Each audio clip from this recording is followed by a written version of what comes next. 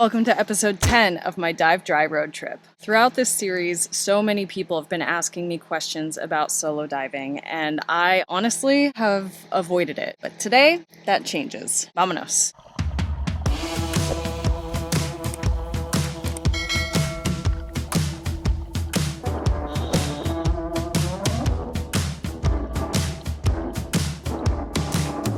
I am beyond tired. Oh my gosh. Apparently, I slept in a place that was less than ideal, right under the airport, pathway, so the plane started just a little while ago. Oh my gosh. Well, yeah, today I'm meeting up with some people from Patreon. And I'm really excited. We're heading to Redondo Beach because apparently some 6-gill sharks have been seen there. Not very common, but there is a possibility. So we figure we'll go check it out.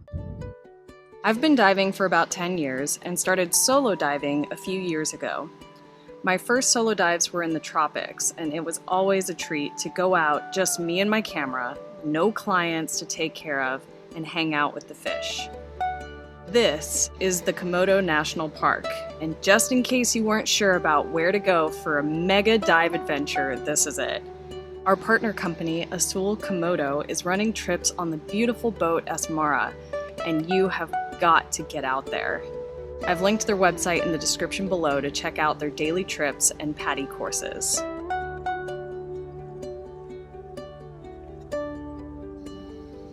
I'm so sorry. I swear, I'm gonna give this poor animal a little puppy concussion because when we're sitting together, her head is right at my elbow level. And I knock into her little noggin all the time, and I feel so bad. I'm sitting at Redondo Beach. This is a popular scuba diving area in the Tacoma area outside of Seattle. The location was really easy to find, especially because we're diving on a Sunday. So as I drove down the road, I immediately saw divers and was like, okay, perfect, park, ready to go. Okay, so solo diving. I do a lot of diving from my van in places where I don't have dive buddies, so this has become a standard practice for me. The reason I haven't talked about it on this channel is because I really, and I can't stress this enough, I do not recommend solo diving. Diving with a buddy is not only more fun, but it's also safer. I've said many times on this channel that I do consider scuba diving to be a relatively safe adventure sport. This, of course, depends on solid training, conservative dive planning, and prudent conditions assessment. However, choosing to go into the water alone adds another level of complexity, and ultimately it increases your chance of accidents in the water. That being said, there are pros to solo diving. For me, it's being able to do exactly the dive that I want to do, and as a videographer, it involves a lot of me screwing around, setting up the shot, getting multiple angles on the same place. It would be really boring for a lot of divers to join me on a regular dive day where I'm shooting for YouTube. Another advantage to solo diving is that you can dive whenever your schedule allows you to, and you don't have to wait until your buddy is available. So that's quite nice. I just realized that I have all of these cords hanging here. Oh my gosh, this looks so lame. That's my life. I have cords everywhere. I'm constantly charging things. Whenever people ask about solo diving, I always tell them to take the relevant courses. I personally think that the rescue course is an excellent place to start. Rescue does focus on helping other divers, which obviously is not going to be an issue during a solo dive because you're going to be on your own. But the rescue course does cover some self-rescue skills, and it really focuses on problem solving and the mentality of rescuing. The requirements for the self-reliant diver course through PADI is that you're an advanced open water diver, 18 years old, and have logged 100 dives. So you can do it without the rescue, but that's just my personal recommendation. You can get a lot of similar training and understanding of equipment, mentality, and dive planning by going through the side mount or double tank back mount and tech, or cave courses. These courses focus on self-sufficiency and problem solving, so they are excellent training for solo diving. Once you get the training, I really recommend people spend a long time of diving with buddies and acting as if it's a solo dive. That means you get ready without any help, you get into the water, you do absolutely everything in the dive on your own, but you're still diving with a buddy or a dive team. And that period of time is helpful just to get your confidence up and to train your skills so that everything becomes muscle memory. That extra time of training is really important because anytime we are stressed out, we revert back to our muscle memory. I put up a question box on Instagram to see what you all wanted to learn about this topic. You can follow Azul Unlimited on Instagram to participate in these kinds of things. I'm also on Facebook and TikTok.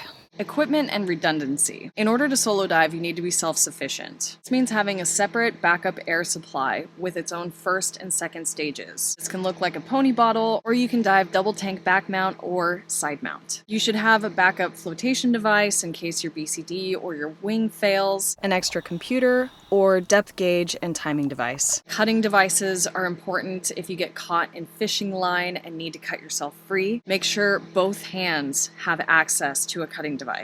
A backup mask is helpful, and backup torches for good measure. Let's check out the different configurations Grace and Matt are using for their redundant air systems. These freaking planes. Yeah, we're right near Boeing. So it's a dive rate harness and plate. And then I've got a butt plate. The butt plate is because of the way I side mount the pony. And then you've got a Hollis wing. Yeah. And you've got a little bit of a Frankenstein. It is a Frankenstein, yeah. So this is on a choker here, okay?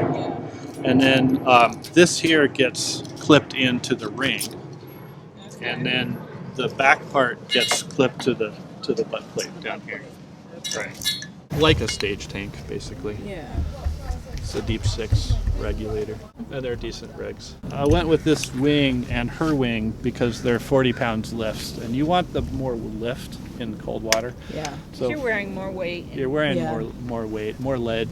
Your redundant flotation is your dry suit and the wing. It depends on if your dry suit has enough air in it where you can 100% control your buoyancy underwater with just the dry suit only. Right. Which is what we do. Which we is don't how even we use dive our dry suits. Okay. We don't even use that use until this we at get the to the surface. surface. Gotcha. Everything And else is once I just empty dry the suit. bladder to descend, I don't put any air in this Okay. underwater. There's the two camps, right? Right. Because that's what my dry suit instructor told me to do as well. He was like, you should be properly weighted so that you only use your dry suit for buoyancy. Mm-hmm. And then I talked to my GUE guys, And and they they're went, like, no, absolutely no. not. They probably have Exactly. a totally. They They only probably want it have for a very comfort, specific. And they're using it, yeah. So she's got a mount here for hers. I've got a mount on the side. Oh. So it clips in. Clips in like that. Then you can pretty much just forget about it. Let's continue with the questions from Instagram. Anxiety. I am, in general, an anxious person. I've been using meditation for many years to help manage that, but I'll still have moments where I get anxious underwater. When this happens, I focus on my breath, I slow it down, and I remind myself that I know what I'm doing. If it sticks with me and I'm just having a bad day, I cancel the dive. There's no reason to push myself if I'm just mentally not there. Having appropriate diver training and a lot of logged hours underwater will help with anxiety. But ultimately, if you don't feel comfortable with the dive, you don't do it. What do I worry about most on these types of dives? Boats or drastic changes in conditions. The most dangerous place for a scuba diver to be is at the surface. So making sure that you are visible, or you're diving in an area that is designated for divers, that will make it safer. That's why there are dive flags, dive floats, all of these things that help boaters know where we are. Unfortunately, a lot of boaters are not educated in what divers look like or what to watch out for. Finally, this sounds so dumb, but my imagination is really vivid, and sometimes, I don't know, I get in my head and I think that like a kraken or some huge thing is gonna come out of nowhere, and I'll kind of go like, oh, and I'll look around a little bit. And then I remind myself that like if something like that were to happen, like I would be so busy trying to get it on film that I wouldn't even be nervous anymore. It's so dumb. Dive prep.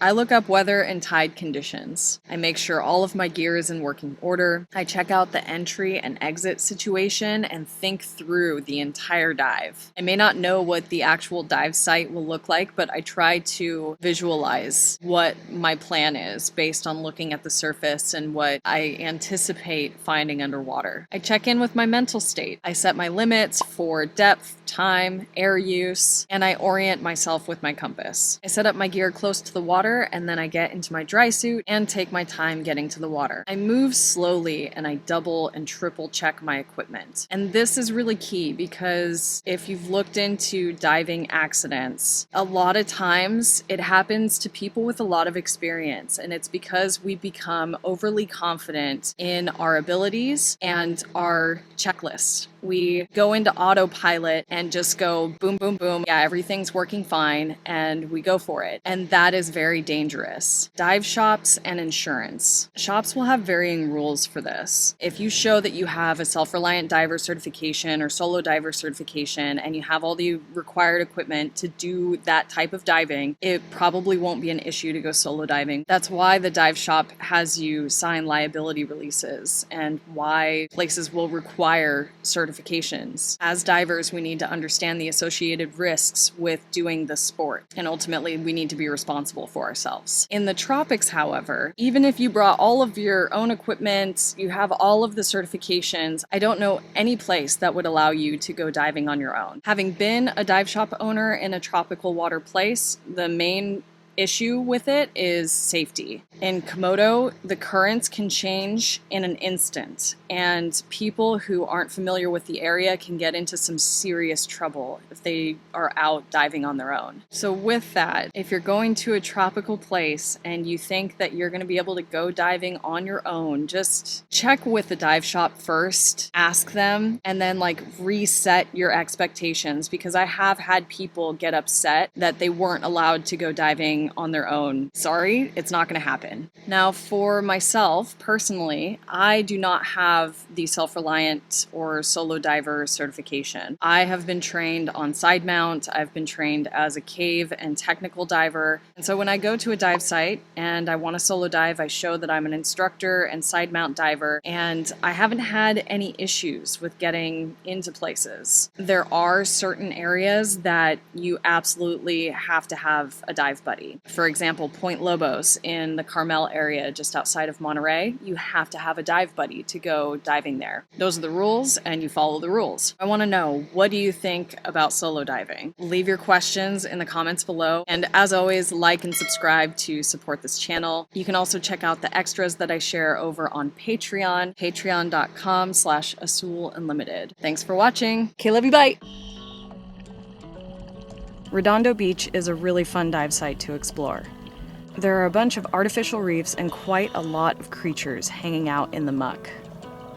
There's a great map of this dive site on seattledivetours.com, and thick rope lines have been set up to guide you to points of interest. There is so much to see here.